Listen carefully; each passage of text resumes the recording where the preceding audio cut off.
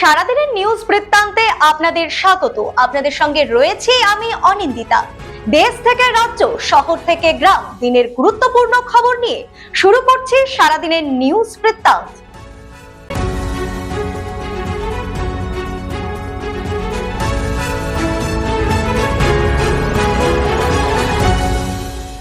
সারাদিনের নিউজ বৃত্তান্ত নিবেদন করছেন জুয়েলার্স, সোনা যা সর্বক্ষণের।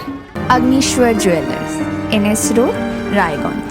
শ্রী ঢাকা জুয়েলার্স, আভিজাত্যের গয়না। ত্রিনয়নী জ্যোতিষ কার্যালয়, শ্যামপুর মোড়, দেবীনগর, রায়গঞ্জ। নেশামুক্ত সমাজ করতে Raiganj unity foundation, Rupahar, Raiganj. North বেঙ্গলের সেরা সুপার স্পেশালিটি হাসপাতাল Jibanrekha. Spectrum health care diagnostics, Apollo clinic, এখন রায়গঞ্জে। বুধবার উত্তর দিনাজপুর জেলার হেমতাবাদ ব্লকের সমাজপুর এলাকায় তৃণমূল কংগ্রেসের একটি দলীয় কার্যালয় পুনর্দখলকে কেন্দ্র করে উত্তেজনা ছড়ায়। বামফ্রন্ট কর্মীরা কার্যালয় থেকে তৃণমূলের পতাকা, পোস্টার ও নেতাদের ছবি সরিয়ে নিজেদের দখল প্রতিষ্ঠার দাবি করেন। বামেদের অভিযোগ, কার্যালয়টি আগে তাদের সংগঠনের ছিল এবং 2014 সালে তৃণমূল দখল করে। অন্যদিকে তৃণমূলের দাবি, তারা বৈধভাবে ঘরটি দলীয় কার্যালয় হিসেবে ব্যবহার করে আসছিল।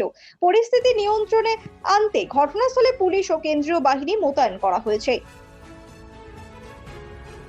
প্রধানমন্ত্রী নরেন্দ্র মোদীর সুস্বাস্থ্য ও দীর্ঘায়ু কামনায় বুধবার শিলিগুড়ির প্রধান নগরের রামকৃষ্ণ আশ্রমে বিশেষ প্রার্থনা সভার আয়োজন করে বিজেপি।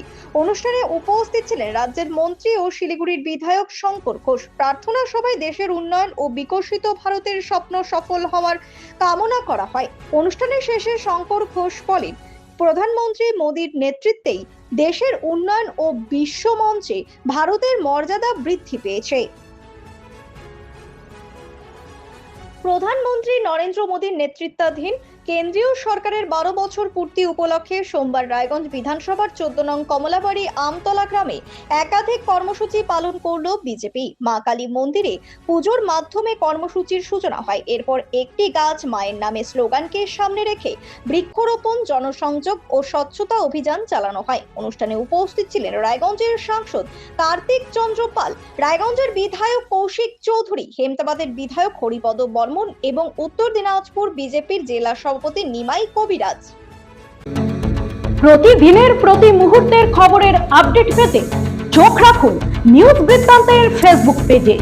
সাবস্ক্রাইব করুন নিউজ বৃত্তান্ত ইউটিউব চ্যানেলকে।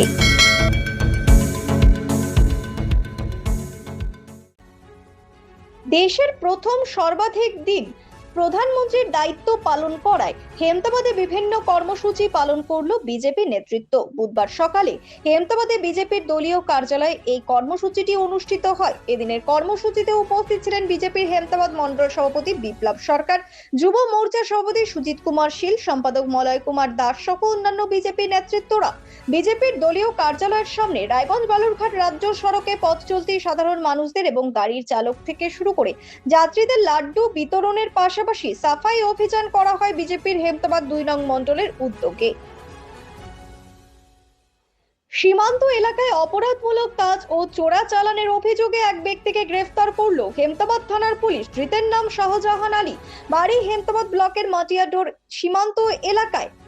পুলিশ সূত্রে জানা গিয়েছে, তার বিরুদ্ধে গরু পাচার ও নিষিদ্ধ কাপ সিরাপ পাচারের একাধিক অভিযোগ রয়েছে এবং পূর্বেও তিনি একাধিকবার গ্রেফতার হয়েছেন। মঙ্গলবার রাতে তাকে গ্রেফতার করা হয় এবং বুধবার রায়গঞ্জ আদালতে পেশ করে 5 দিনের পুলিশি হেফাজতের আবেদন জানানো হয়। তদন্ত চলছে বলে পুলিশ জানিয়েছে।